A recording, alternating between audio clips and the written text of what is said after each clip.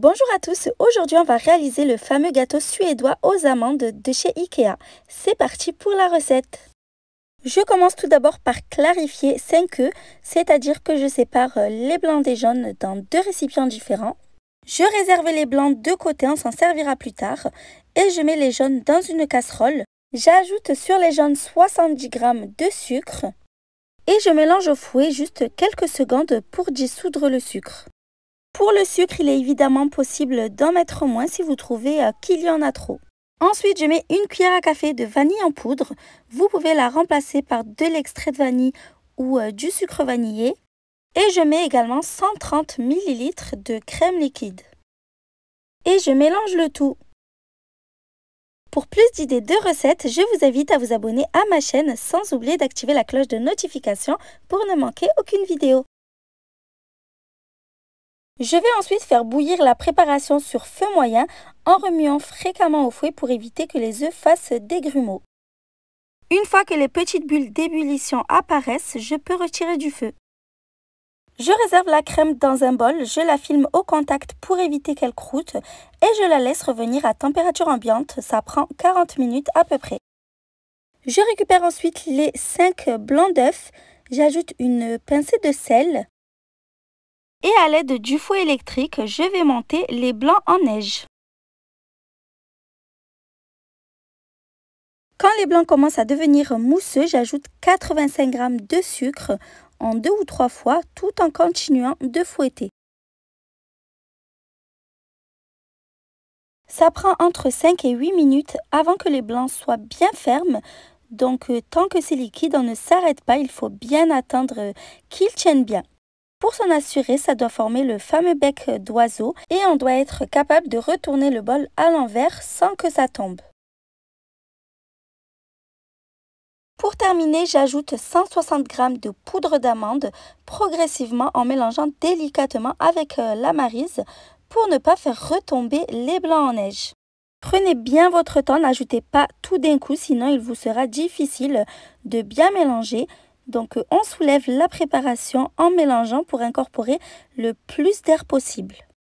J'ai pris 2 moules de 20 cm de diamètre que j'ai chemisé de papier cuisson. Vous pouvez aussi mettre dans un seul moule et puis après cuisson, vous trancherez votre biscuit en deux. J'ai séparé la pâte en 2 parts égales dans les moules et j'étale délicatement. J'ai préchauffé mon four à l'avance à 180 degrés et j'enfourne les biscuits pour 20 minutes.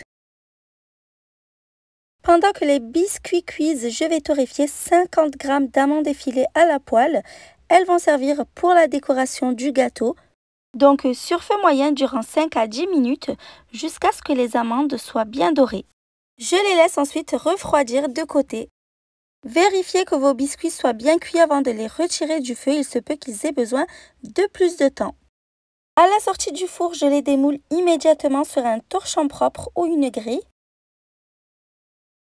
Si la recette te plaît, n'oublie pas de mettre un petit pouce bleu pour m'encourager. Je recouvre les biscuits d'un torchon pour éviter qu'ils durcissent en refroidissant. Je mets 125 g de beurre dans un grand bol. Je l'ai sorti 2 heures du frigo avant de l'utiliser pour qu'il soit bien mou, c'est très important. Je le bats pour le travailler en pommade. Vous pouvez aussi le faire avec une cuillère à soupe, ça fonctionne très bien. Je récupère ensuite la crème au jaune d'œuf qui est maintenant à la même température que le beurre.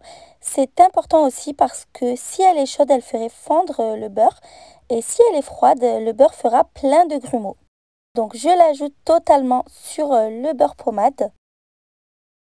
Et un peu comme une crème mousseline, je vais continuer à battre durant 5 minutes jusqu'à ce que la crème blanchisse, épaississe et soit bien onctueuse.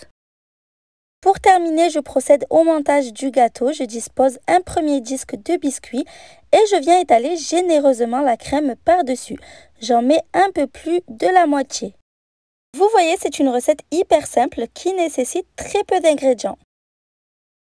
Je recouvre la crème du second biscuit, j'appuie délicatement pour le faire adhérer à la crème. Et avec tout le reste de crème, je recouvre la totalité du gâteau, c'est-à-dire que j'en mets sur le dessus et les bords. Vous voyez, c'est une crème qui s'étale super facilement sans en mettre partout.